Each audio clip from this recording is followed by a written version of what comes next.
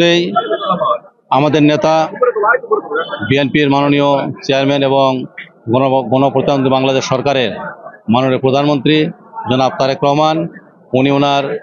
জাতীয় উদ্দেশ্যে ভাষণ এবং বিভিন্ন বক্তব্যে আপনারা দেখেছেন যে এই দেশকে একটি সমৃদ্ধশালী দেশ গড়ে তোলার জন্য এখানে আইনের শাসন প্রতিষ্ঠা, ন্যায় বিচার, সকল মানুষের সম অধিকার, সাম্য, সম্পদের সুষম বন্টন এবং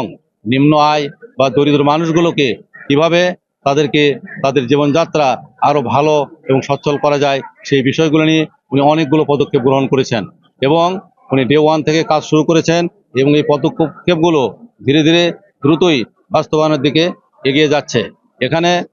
আইনশৃঙ্খলা, দ্রব্যমূল্য,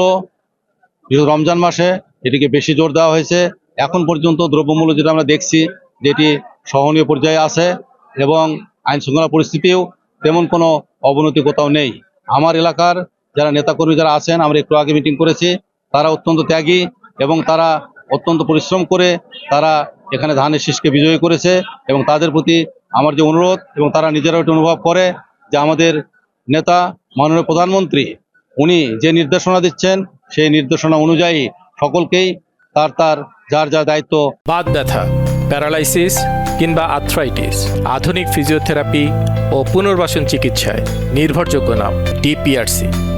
পালন করতে হবে এবং আমি বিনীতভাবে সকলের প্রতি অনুরোধ রেখেছি যে কোনোভাবেই যেন কেউ কোনো রকমভাবে আমাদের সুনাম নষ্ট করতে না পারে। একটি দুর্নীতিমুক্ত, মাদকমুক্ত, সন্ত্রাসমুক্ত, চাঁদাবাজমুক্ত